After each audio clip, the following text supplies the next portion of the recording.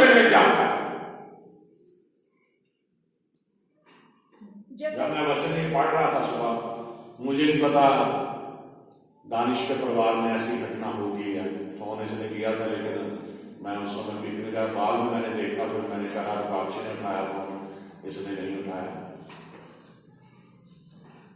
तो मैं वचन जब पढ़ रहा था, मुझे वचन में इंडिकेशन मिल रहा है जो बच्चों के बारे में, ये मैंने कहा परमेश्वर लोगों को जागरूक करना जरूरी है। छोटे बच्चे, दाऊद का बच्चा, दाऊद भी प्यार करता था अपने बच्चे से। ये बच्चा तो अभी पैदा ही हुआ था, वो तो बड़ा था। और माँ बाप जो भी है वो अपने बच्चों से प्यार करते हैं, अपने परिवार के सदस्यों से प्यार करते हैं। कोई नहीं चाहता उसका सदस्य चला जाए, जो जगत में आया चला जाए।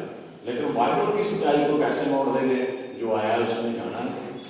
किसी ने अपने पहले और किसी ने बाद में, अपनी अपनी बात से। उसने क्या करा, प्रभु के चेले ने, फिलिप्पुस ने उसे इस तरीके से समझाया, उसने तुरंत तौबा कर ली और उसी समय कह रहा मुझे अब कौन रोक सकता है। आज लोग कहते समाज क्या कहेगा, आगे लोग कहते मेरा धर्म बदल जाएगा, आगे लोग कहते मैं क्रिश्चियन बन जाऊंगा। लेकिन मेरे अजीजों, यीशु मसीह, आप पूरे मन से यीशु मसीह को अपना पिता ग्रहण करना, यीशु मसीह के ऊपर विश्वास करना कि वो परमेश्वर का पुत्र है, वो मेरे लिए मारा गया, मेरे लिए गाड़ा गया, मेरे लिए वो शरीर पे चढ़ाया गया। तो इसमें कोई जाति धर्म नहीं बदलता, हमने अपना जीवन उसको दे दिया है। अब वो हमारे जीवन उसके स्पुर्द है। बोलो हालेलुया, बोलो हालेलुया। ऊपर आए तो प्रभु का आत्मा फिलिप्पुस को उठा ले गया। देखो, जब जल में से ऊपर आए प्रभु का आत्मा फिलिप्पुस को ले गया। प्रभु की आत्मा ने वहां भेजा था उसे, प्रभु की आत्मा ने उसे उठा के ले गई।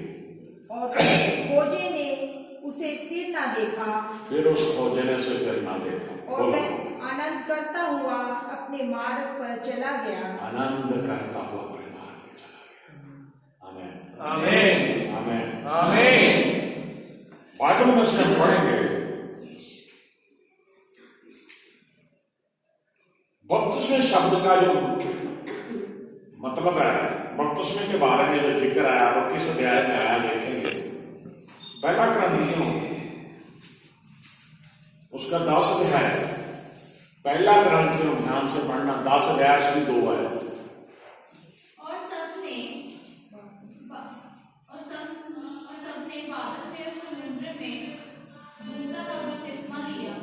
मैं आप लोगों को तफसील से बता चुका हूं, सबने बादल में और लाल समुद्र में से होते हुए मूसा का बपतिस्मा लिया। आज हम यीशु मसीह के नाम से बपतिस्मा लेते हैं। वो इसराइलियों को किसके नाम से बपतिस्मा दिया गया? मूसा का। परमेश्वर ने मूसा को चुना था। जब मैं वचन पढ़ रहा था मैं हैरान हो रहा था। मूसा परमेश्वर से कह रहा है, परमेश्वर मैं तो भद्दा बोलता हूं, भद्दा शब्द लिखा, भद्दा कानों में सुन के देखिए, भद्दा शब्द किसे कहते हैं? भद्दा कहते हैं बिल्कुल कुरूप, बुरा, यानी कि वो हकला के बोलता था, यानी कि साफ नहीं बोल सकता था, वो सही नहीं बोल सकता था। लेकिन परमेश्वर ने उसे छोड़ लिया। परमेश्वर कह रहा आज से तेरी जुबान तेरा भाई हारून बनेगा और तू उसके लिए परमेश्वर होगा। मैं तुझे बोलूंगा, तू आगे उसे अपने भाई को बताएगा। अब जो बुद्धा बोलता है, लोगों के सामने बोलने से उसे शर्म आती है, लेकिन अपने माँ बाप बहन भाइयों के सामने उसे शर्म नहीं आती, क्योंकि वो उसका मजाक नहीं उड़ाएंगे, वो उसके बारे में गलत नहीं सोचेंगे, क्योंकि उन्हें पता है ऐसा ही बोलता है। तो हारून उसका भाई था, मूसा से बड़ा था। तो परमेश्वर ने रास्ता निकाल दिया कि तुझे मैं बोलूंगा, तेरे साथ बात नहीं करूंगा, तू आगे बढ़ना। और पूरी कौम को बपतिस्मा परमेश्वर ने दे दिया। बोलो हालेलुया। हालेलुया। ये लोग कह रहे थे हो जाते, बुढ़े हो जाते, बपतिस्मा ही नहीं लेते। लेकिन बपतिस्मा परमेश्वर ने कौम को पूरी को दिया, बपतिस्मा लेना जरूरी है। इसी अध्याय में आगे आता है, पूरी हो गया तो यूहन्ना बपतिस्मा देने वाले परमेश्वर का अग्रदूत बन के वो आया। उसने परमेश्वर के नाम में, यीशु मसीह के नाम में, यानी कि उस परमेश्वर के नाम में तौबा का बपतिस्मा देना शुरू कर दिया। और वो किसी को ऐसे ही बपतिस्मा दे देता था। पहले वो देखता था जो ये ऐसे काम करता है, वो उन्हें समझाता था, तब बपतिस्मा दिया जाता। बोलो हालेलुया। भीड़ की भीड़ यूहन्ना के पास बपतिस्मे के लिए आती थी। भीड़ की भीड़, हजारों लोग। और खुद हमारे गुरु यीशु मसीह उसके पास चलने गए। और जब यीशु मसीह को उसने देखा, कह रहा क्या कर रहे हो आप? मैं तो आपके जूते के बंद, जो तस्मे जिसे बोलते हैं, ये खोलने के लायक नहीं। आप मुझ में कह रहे होने दे, धर्म के धार्मिकता को पूरा होने दे, ये ऐसा ही होने दे। और वैसा ही हुआ। यीशु मसीह ने उससे बपतिस्मा लिया। अब जब पूछा जाए, यीशु मसीह तो खुद परमेश्वर है, वो परमेश्वर का पुत्र बन के आया, उसे क्या जरूरत थी बपतिस्मा लेने की? उसने एक नमूना दिया, आदर्श दिया कि मैं ले रहा हूं, आगे ये रीति आप भी पूरी करना। बोलो हालेलुया। कितने लोगों को समझ आ रही है बात? यीशु मसीह ने बपतिस्मा लिया, फिर हमें क्यों नहीं लेने की जरूरत बताइए? कितने लोगों ने बपतिस्मा लिया हुआ है? जिन्होंने बपतिस्मा लिया हुआ है, बपतिस्मा,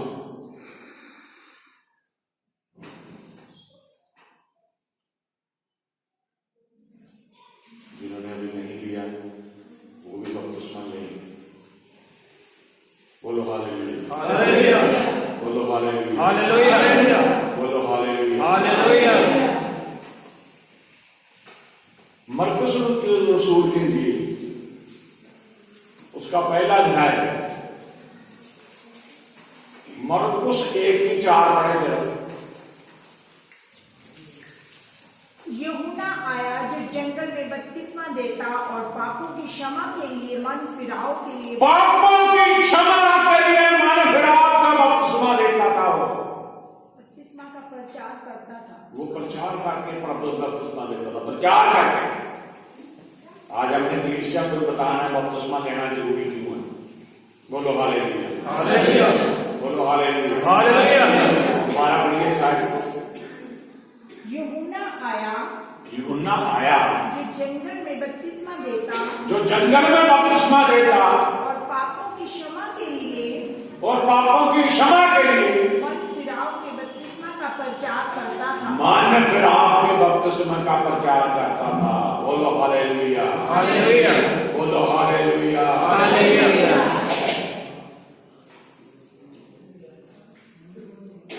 मरकुस रसूल की इंजील, उसका 11 अध्याय, उसकी 30 आयत पढ़ के जरा। मरकुस 11:30। यूहन्ना का बपतिस्मा हिंदी पढ़नी।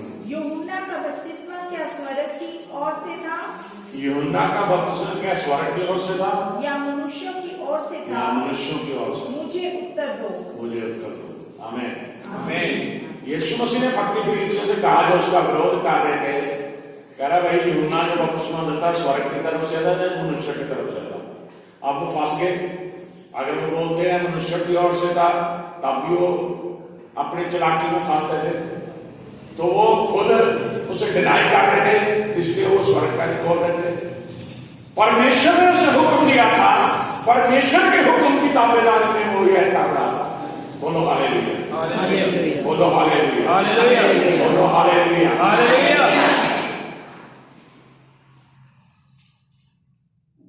लूका 3:7 में पढ़ दो।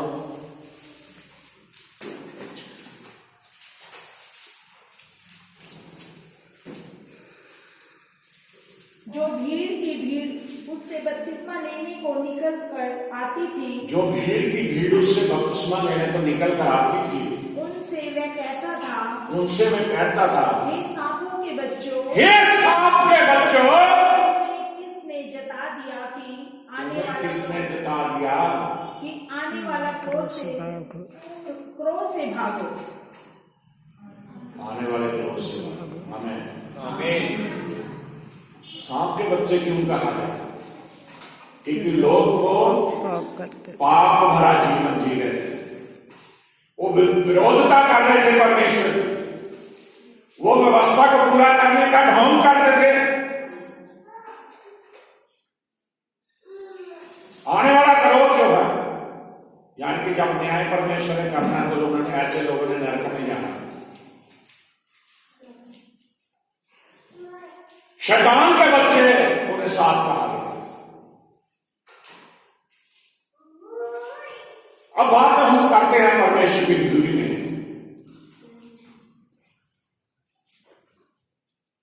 3 की 8 भी पढ़ दो। लूका 3 की 8 तो ਤੁਸੀਂ ਤੋਬਾ ਦੇ ਲਾਇਕ हिंदी पढ़नी है। अतः मन फिराव के योग्य फल लाओ। मन फिराव के योग्य फल लेके आओ। पहले फल लेके आओ, तब आपको बपतिस्मा मिलेगा। और अपने अपने मन में ये ना सोचो, अपने अपने मन में ये ना सोचो कि हमारा पिता अब्राहम है, हमारा पिता अब्राहम है, पिता अब्राहम है। 14 तक पढ़ते जाइए। हाँ जी। क्योंकि मैं तुमसे कहता हूँ कि मसीह इन पत्थरों से अब्राहम के लिए मैं तुमसे कहता हूं मसीह यीशु इन पत्थरों से अब्राहम के लिए संतान उत्पन्न कर सकता है। अब कुल्हाड़ा पेड़ों की जड़ पर धरा है। हालेलुया। अब कुल्हाड़ा पेड़ों की जड़ में रखा हुआ है।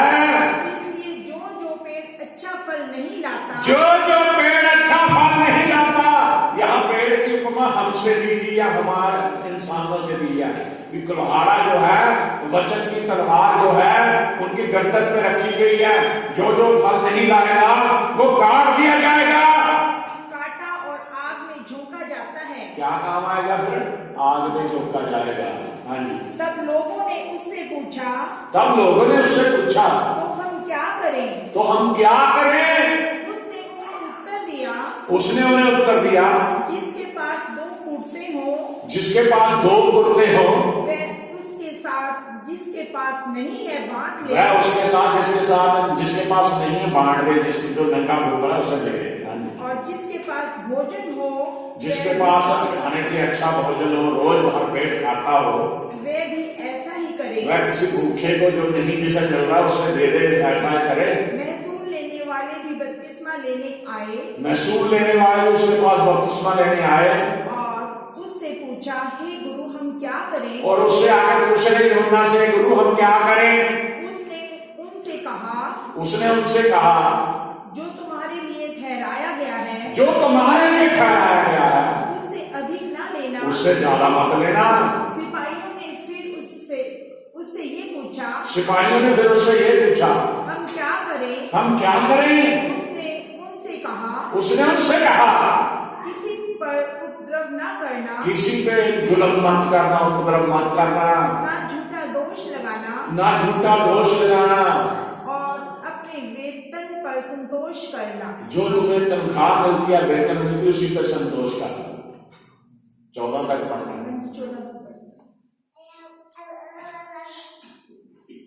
गलतियों 5 अध्याय उसकी 22-23 पढ़े।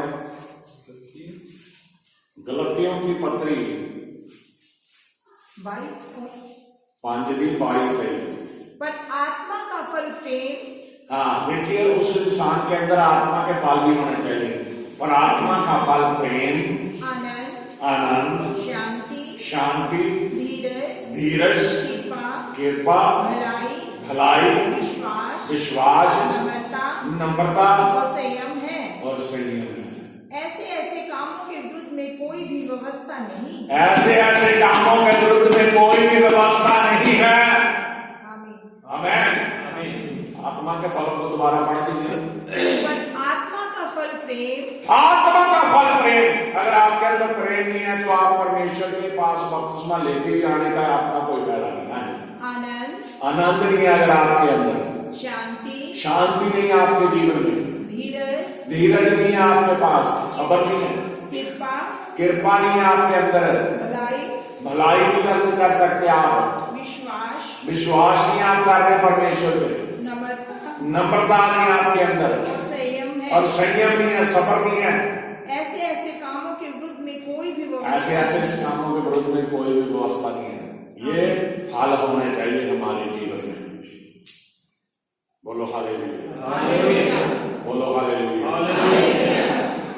अब हम पढ़ेंगे बपतिस्मे के अर्थ के बारे में।